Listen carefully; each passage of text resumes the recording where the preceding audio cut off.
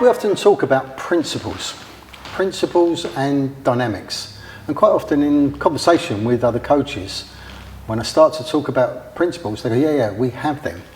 And when it turns out they're actually talking about techniques, not principles. What makes a principle a principle? And what makes a dynamic a dynamic? For us, this is really important. In Qigong, we have 8 principles. And in Tai Chi, as well as in Qigong, we use the 13 dynamics. Let me read from my book and I'll explain as I go along. What's the difference between principles and dynamics? Both underlie technique. Principles are present all the time, but dynamics change and combine. And that's the important difference. We've got 8 principles, and all 8 principles should be present in every technique all of the time. If you work according to principles, the difference is whatever you do is right if all 8 principles are there. When we teach or correct, we correct by the principles. So instead of looking just at a technique, someone might say, do you do the technique this way or this way? Well, if all 8 principles are there, both are correct. But it's the 8 principles we're always looking for. Let me go through them. The feet must always be in the right place, at the right time, and press against the floor in the right way. And there's a lot more to each of these principles. I'm only covering them at one level, but the feet also control the internal system as well.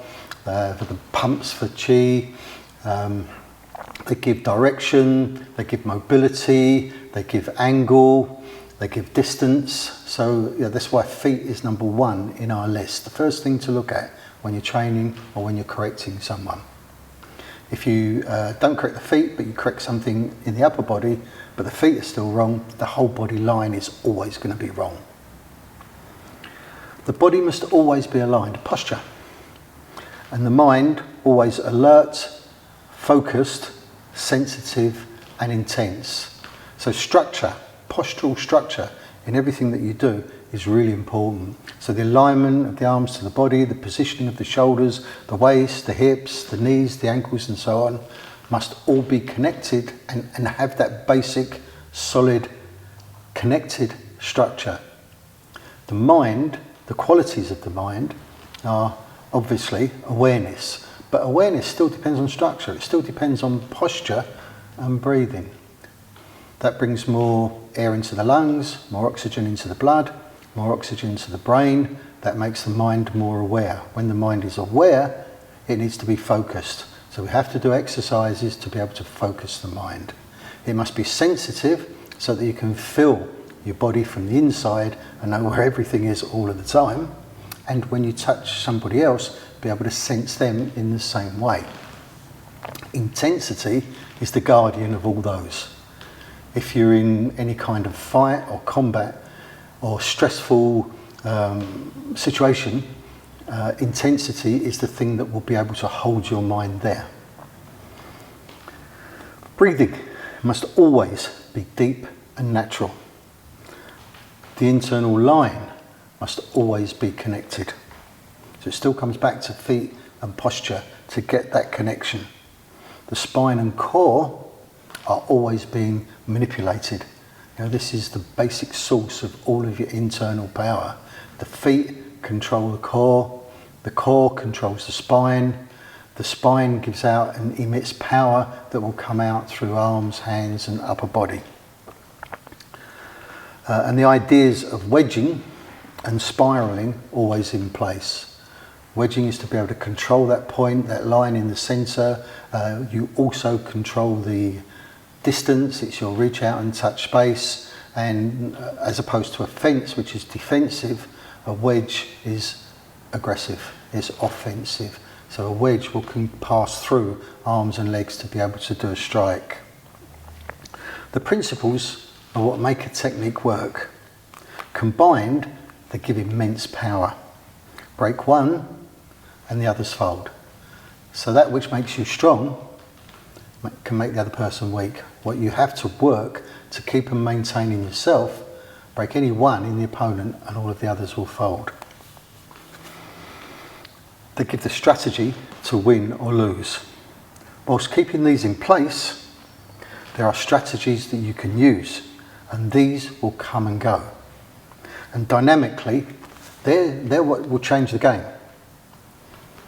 Looking at it from the Tai Chi perspective, walled off is the ability to repel the opponent without losing structure.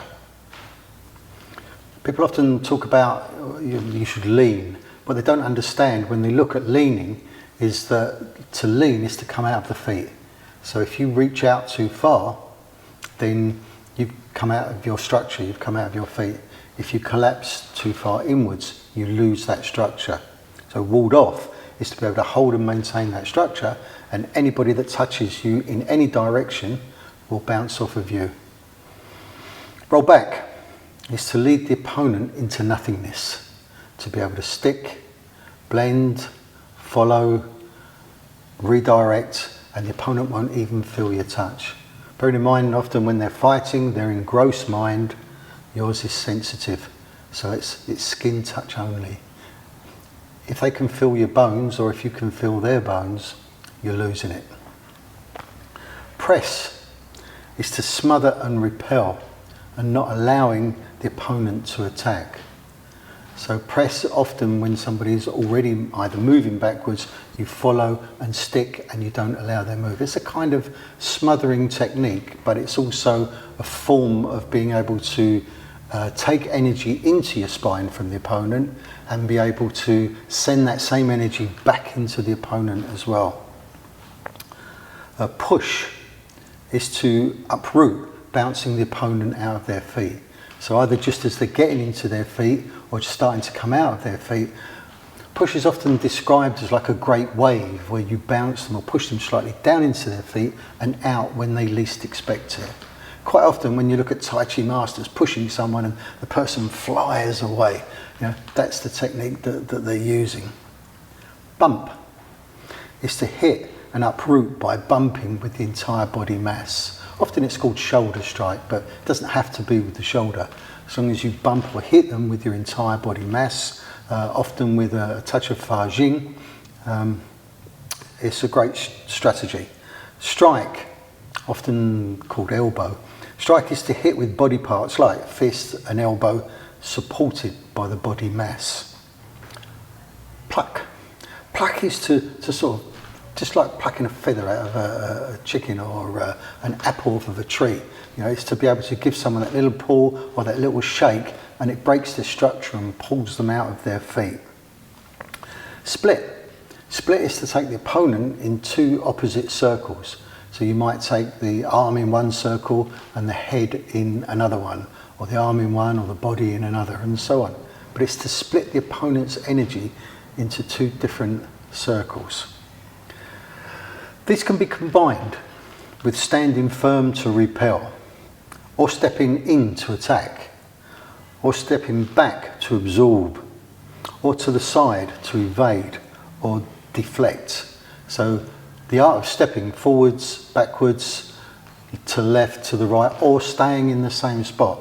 There are 5 strategies of stepping, but of course you can be stepping off at any angle and in any curve. The 8 principles are always present. The 13 dynamics, which is what I've just described, are interchangeably used within their frame. And the techniques are the method of expressing them. So you see in the final line we get to the techniques. Actually, the techniques are only an expression of those 8 principles, 13 dynamics. If you only learn techniques, you're actually going to find it really difficult to be able to fight. If you think in techniques, it's not going to work. Techniques should happen naturally, and they should be a result of the principles and the strategies. So if you think or study in principles and strategies, techniques will naturally happen. So in the Shikon structure, we don't really talk about techniques so much, but principles and strategies. Thank you.